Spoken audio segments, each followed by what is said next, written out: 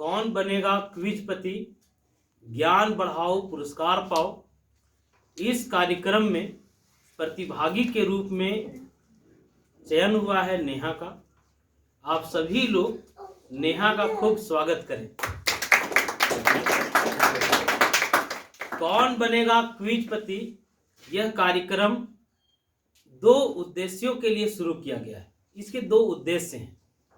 पहला उद्देश्य है कि स्टूडेंट अपने विषय के प्रति गंभीर बने और ऑब्जेक्टिव प्रश्नों पर खूब फोकस कर सके।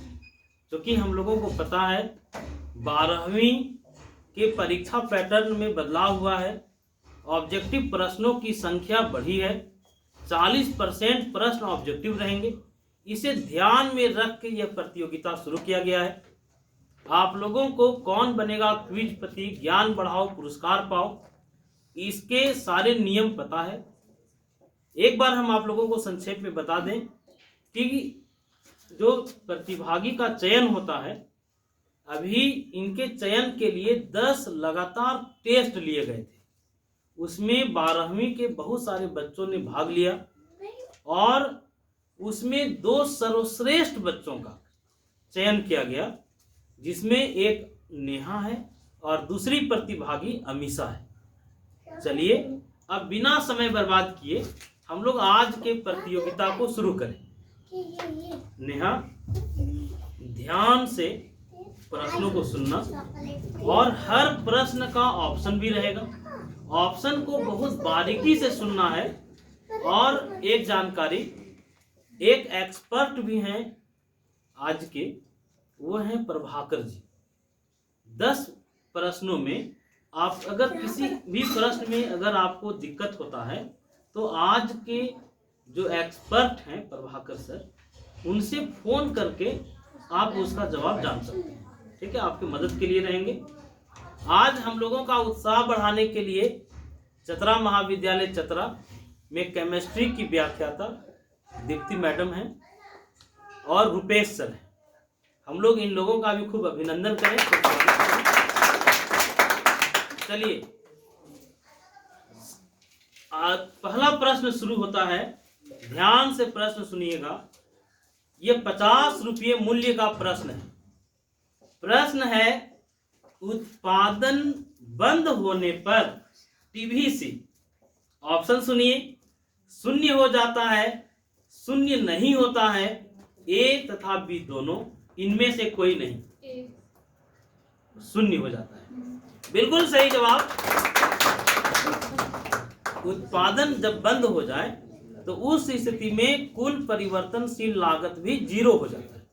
चलिए, आपने सफलतापूर्वक 50 रुपया जीत लिया है। दूसरा प्रश्न, ये भी 50 रुपये मूल्य का है। हर प्रश्न 50 रुपये मूल्य का है। दूसरा प्रश्न सुनिएगा। मांग वक्र कहलाता है। मांग वक्र कहलाता है। ऑप्शन सुनिए, ए आर वक्र, एम आर वक्र, टी आर वक्र, इनमें से कोई नहीं। बिल्कुल सही जवाब। मांग वक्र ए आर वक्र कहलाता है। अभी तक 2 प्रश्न पूछे गए थे, दोनों का आपने सही जवाब दिया है। तीसरा प्रश्न, ध्यान से सुनिएगा। पूर्ण प्रतियोगिता के बाजार में, पूर्ण प्रतियोगिता के बाजार में दीर्घकाल में प्रत्येक फर्म को प्राप्त होता है। क्वेश्चन फिर से सुनिए। पूर्ण प्रतियोगिता के बाजार में दीर्घकाल में प्रत्येक फर्म को प्राप्त होता है असामान्य लाभ, सामान्य लाभ, असामान्य हानि, इनमें से कोई नहीं, सामान्य लाभ। बिल्कुल सही जवाब है। 3 प्रश्नों में 3 प्रश्नों का आपने सही जवाब दिया है। चौथा प्रश्न नेहा सुनिएगा। प्रश्न है, उत्पादन संभावना वक्र के बारे में आप जानते हैं, उत्पादन संभावना वक्र पढ़े हैं। उत्पादन संभावना वक्र के मूल बिंदु के प्रति नतोदर होने का कारण है। क्वेश्चन फिर से सुनिए। उत्पादन संभावना वक्र के मूल बिंदु के प्रति नतोदर होने का कारण है। ऑप्शन है, बढ़ती हुई अवसर लागत, घटती हुई अवसर लागत, स्थिर अवसर लागत, इनमें से कोई नहीं। बिल्कुल सही जवाब है।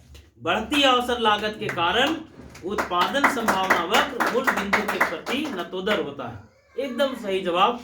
पूरे कॉन्फिडेंस के साथ आपने 4 प्रश्नों का सही जवाब दिया है। 5वां प्रश्न सुनिएगा। 5वां प्रश्न है, कीमत रेखा या बजट रेखा के बारे में आप पढ़ें।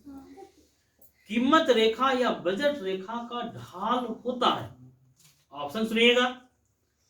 ए -px बटा py, ऑप्शन बी -py बटा px, ऑप्शन सी px बटा py, ऑप्शन डी py बटा px। ये -px बटा py। बिल्कुल सही जवाब। बहुत अच्छा, बहुत अच्छे से आप जवाब दे रहे हैं। आप लोगों को हम बता दें कि इसमें जो चयन का प्रक्रिया है कि आपको पहले वीडियो क्लास उपलब्ध करवाया जाता है और उस वीडियो क्लास को आप बहुत ध्यान से सुनते हैं और उसी पर आधारित ऑब्जेक्टिव प्रश्नों का टेस्ट होता है और लगातार 10 टेस्ट में जो बच्चे सर्वाधिक अंक लेके आते हैं उन्हीं का चयन कौन बनेगा क्विजपति कार्यक्रम में प्रतिभागी के रूप में किया जाता है। इसका मतलब आपने सारे वीडियो को बहुत गंभीरता से सुना है। चलिए छठा प्रश्न ध्यान से सुनिएगा। लोचशील विनिमय दर के अनुसार विदेशी विनिमय दर का निर्धारण होता है। प्रश्न फिर से सुनिए। लोचशील विनिमय दर के अनुसार विदेशी विनिमय दर का निर्धारण होता है। ऑप्शन सुनिए। विदेशी विनिमय की मांग के द्वारा, विदेशी विनिमय की पूर्ति के द्वारा, विदेशी विनिमय की मांग तथा पूर्ति के द्वारा, ऑप्शन डी इनमें से कोई नहीं। ऑप्शन सी एकदम सही जवाब था। विदेशी विनिमय, लोचशील विनिमय दर के अनुसार विदेशी विनिमय दर का निर्धारण विदेशी विनिमय की मांग और विदेशी विनिमय के पूर्ति के सापेक्षिक शक्तियों के द्वारा होता है। बिल्कुल सही जवाब था। चलिए 7वां प्रश्न। कुल 10 प्रश्न पूछा जाना है। 7वां प्रश्न सुनिएगा। भारत में 14 बड़े अनुसूचित व्यावसायिक बैंकों का नेशनलाइजेशन हुआ था। कब हुआ था? ऑप्शन सुनिएगा। 1949 में, 1955 में। फिर से सुनिए। भारत में 14 बड़े अनुसूचित व्यावसायिक बैंकों का नेशनलाइजेशन कब किया गया? 1949, 1955, 1969 और 1956। 1969 कंफर्म है? बिल्कुल सही जवाब है। इस संदर्भ में हम थोड़ी जानकारी आप लोगों को दे दें। 14 बड़े व्यावसायिक बैंकों का राष्ट्रीयकरण 1969 में किया गया था और वैसे 14 बैंक थे ये जिनकी पूंजी उन दिनों 50 करोड़ रुपया या 50 करोड़ रुपया से अधिक था। ठीक है। चलिए अगला प्रश्न, 8वां प्रश्न। पूंजीगत प्राप्ति सरकार की वह प्राप्ति है जिसमें, प्रश्न फिर से सुनिएगा, सरकार के आय के स्रोतों को 2 वर्गों में बांटते हैं, राजस्व प्राप्ति और पूंजीगत प्राप्ति। ठीक है। पूंजीगत प्राप्ति सरकार की वह प्राप्ति है जिसमें देयता उत्पन्न होती है, सरकार की देनदारी उत्पन्न होती है, परिसंपत्तियां कम हो जाती है। ए और बी दोनों, इनमें से कोई नहीं। ए और बी दोनों। बिल्कुल सही जवाब। अभी तक आपने 800 रुपया, 400 रुपया सफलता पूर्वक जीत लिया है। 8 प्रश्नों का बहुत बेहतरीन जवाब दिए, पूरे कॉन्फिडेंस के साथ जवाब दिए। चलिए 9वां प्रश्न। 2 प्रश्न और पूछा जाना है। 9वां प्रश्न सुनिएगा। साख मुद्रा क्रेडिट मनी जारी करता है साख मुद्रा जारी करता है? ऑप्शन सुनिएगा, केंद्रीय बैंक, व्यवसायिक बैंक, सरकार, इनमें से कोई नहीं। व्यवसायिक बैंक एकदम सही जवाब था। साख मुद्रा जारी करता है व्यवसायिक बैंक। अंतिम प्रश्न, आपने बहुत ही बेहतर तरीके से पूरे आत्मविश्वास के साथ 9 प्रश्नों का जवाब दिया। एक लाइफलाइन था, अभी तक आपने किसी लाइफलाइन का प्रयोग नहीं किया। और आप लोगों को हम बता दें, आज के एक्सपर्ट हैं प्रभाकर भैया, आप लोगों के प्रभाकर भैया आज के एक्सपर्ट थे। हालांकि अभी तक आपने उनका सहयोग नहीं लिया है, वो फोन पर आपके साथ जुड़े हुए हैं। जब भी आपको हेल्प की जरूरत हो वो आपको मदद करने के लिए तैयार हैं। अभी जितने भी ऑब्जेक्टिव टेस्ट चल रहे हैं आप लोगों को बता दें, उसमें आपके प्रभाकर भैया का बहुत बड़ा रोल है। ये लगातार आपके लिए ऑब्जेक्टिव प्रश्न बनाते हैं, बहुत मेहनत करते हैं। चलिए 10वां प्रश्न, केन्स का रोजगार सिद्धांत निम्न में किस पर आधारित है?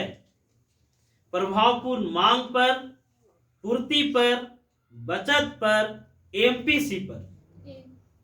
ए प्रभावपूर्ण मांग पर। बिल्कुल सही जवाब। आपने 10 प्रश्नों का बिल्कुल सही जवाब दिया है, पूरे आत्मविश्वास के साथ जवाब दिया है। इसका मतलब पूरे वीडियो क्लास को आपने बहुत गंभीरता से देखा है। आज हम लोगों का उत्साह बढ़ाने के लिए चतरा कॉलेज चतरा की केमिस्ट्री की व्याख्याता दीप्ति मैडम हैं। गुजारिश है मैडम से कि मंच पर आएं और पुरस्कार देकर के इनके उत्साह को आप बढ़ाएं। आइए।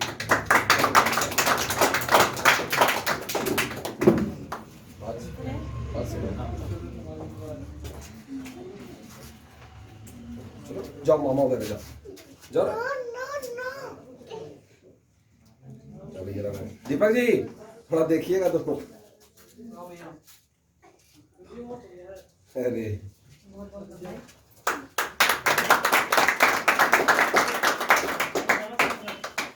दो शब्द मैडम हम लोगों के उत्साह के लिए आप बैठ जाओ।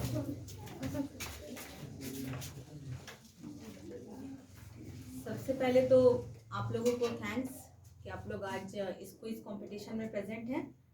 प्रत्युंजय सर बहुत अच्छा उचित एक प्लेटफॉर्म आपको प्रोवाइड किए हैं, जिसके हेल्प से आप लोग अपने एग्जामिनेशन में भी अच्छा परफॉर्मेंस कर सकते हैं ना। तो ये बहुत हेल्पफुल रहने वाला है आपके लिए एग्जामिनेशन पॉइंट ऑफ व्यू से। तो इसके लिए अच्छे से आप प्रिपेयर कर रहे हैं। आज तो रिजल्ट ही बता रहा है। नेहा, आपका नाम नेहा था ना? yes. बहुत अच्छा, आपका परफॉर्मेंस बहुत अच्छा है और ऐसे ही मेहनत करते रहिए और अच्छे से तैयारी आप लोग एग्जाम के लिए कीजिए, ठीक है?